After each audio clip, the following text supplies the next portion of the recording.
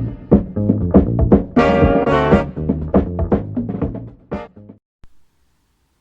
guys! Welcome back to my Books Filled Life channel. So today it is day 2 of Booktube Spirit Week and it is World Day. So I am going to list for you my top 5 books that go around the world and what I liked about them and why you should maybe grab it.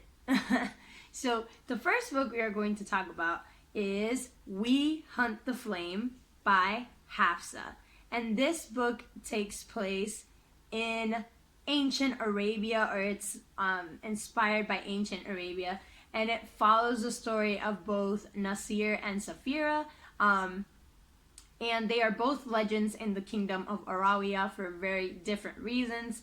And basically the story follows an adventure where they're trying to find a lost artifact that will save like the town from the shadow, from the Ars, and in the process a lot of things happen, but the world building is awesome. And basically the story is just this really big message of being in control of your identity, conquering your fears, discovering yourself, and it's just like excellent. And also, if you need more reasons to read We Hunt the Flame, I mean, the slow burn romance is to die for. And Altair, which is Nasir's general, is one of the funniest guys around. So not only are you getting great world building, cool story, unique environment, and really awesome characters. So check that one out. Next up we're going to make is Germany. So in Germany we find the story of White Rose by Kip Wilson. So the story of White Rose tells or follows the story of a young girl called Sophie Scholl.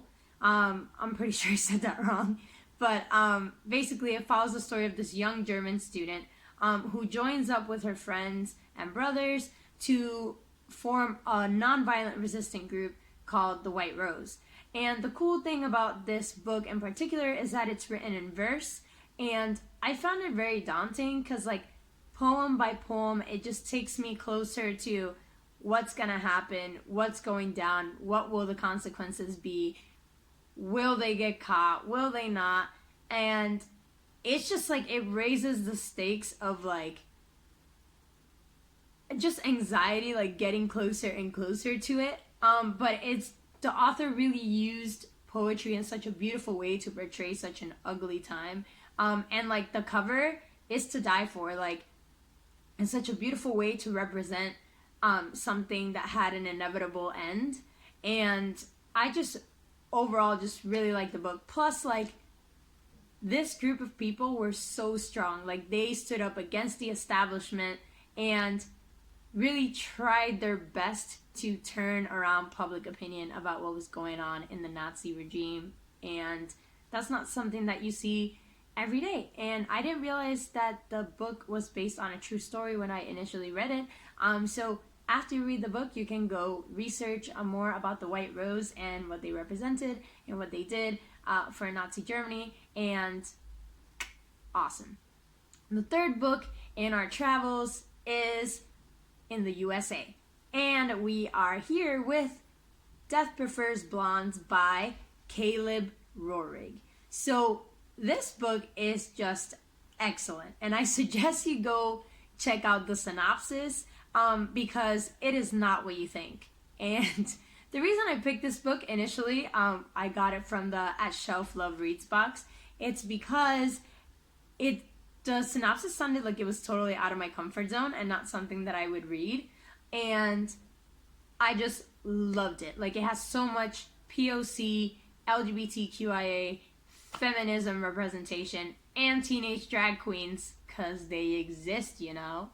And just like the way he carries the characters throughout the book, like I think the book has like 10 to 12 characters that he just carries around flawlessly. He writes like no bullshit female characters. Like, they are not taking anybody's word for it, and I'm here for it.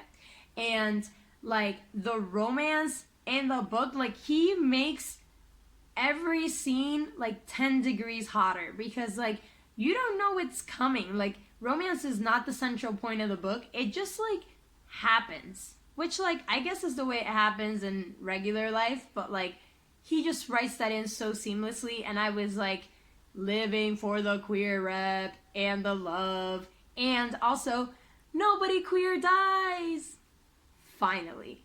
And then the last thing about his books that I absolutely loved is his world building. So like while teenage drag queens making heists is unbelievable, everything else in the world is rooted in reality. So there's homelessness from one of the characters who came out to their family and they were kicked out of their home.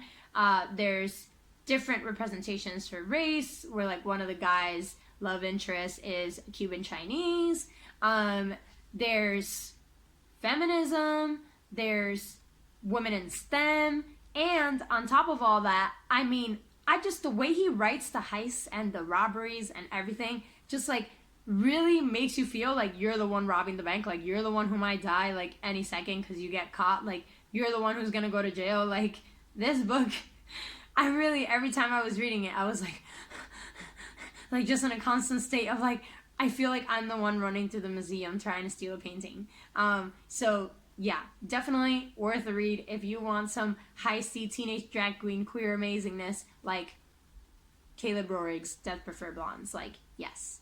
The fourth place we're visiting today is France with the books by Jody Zadrock, Spectacle, which is her first book, and Sensational, which is actually coming out on January 14th, 2020.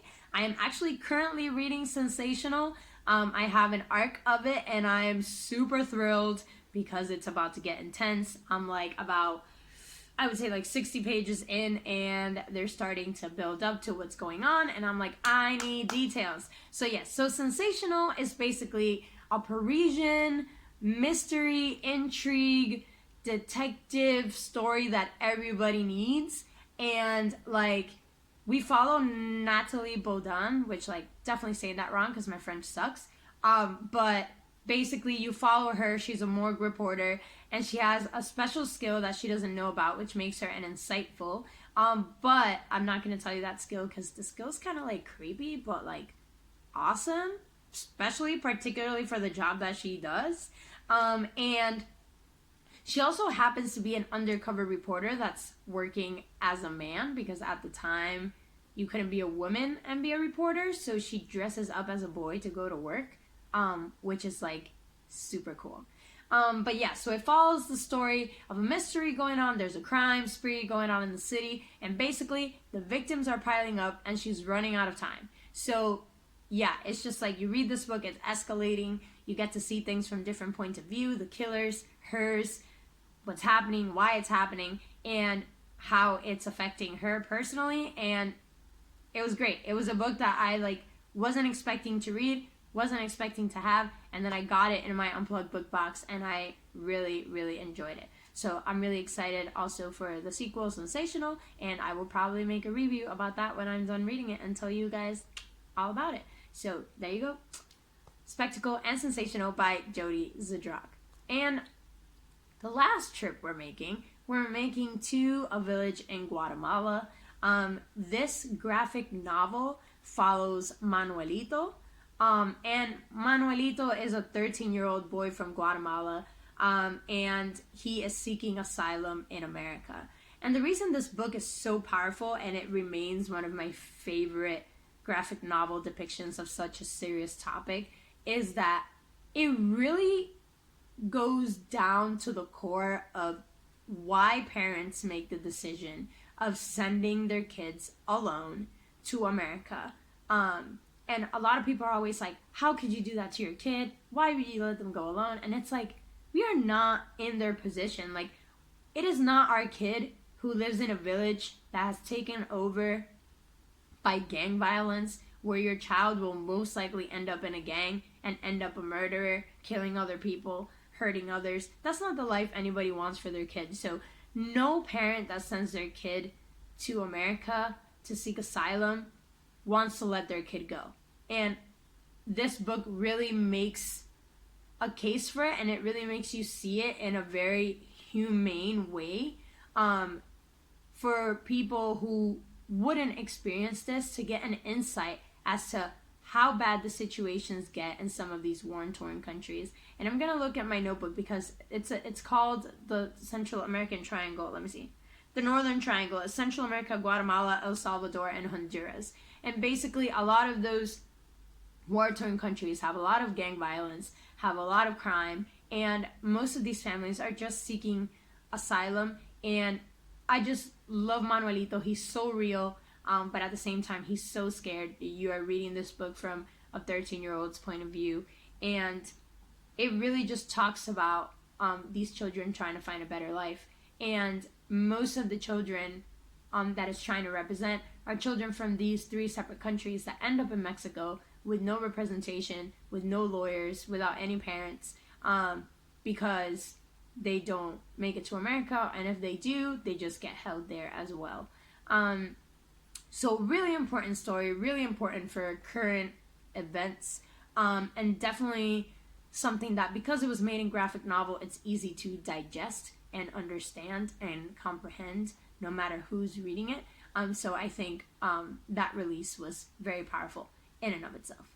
Now, that is the end of our tour around the world. So we visited ancient Arabia, France, Guatemala, USA, and Germany. So I hope that some of you grab some of these books. Tell me what you think. Travel around the world with me. And honestly, I really hope I see you next time. Bye-bye.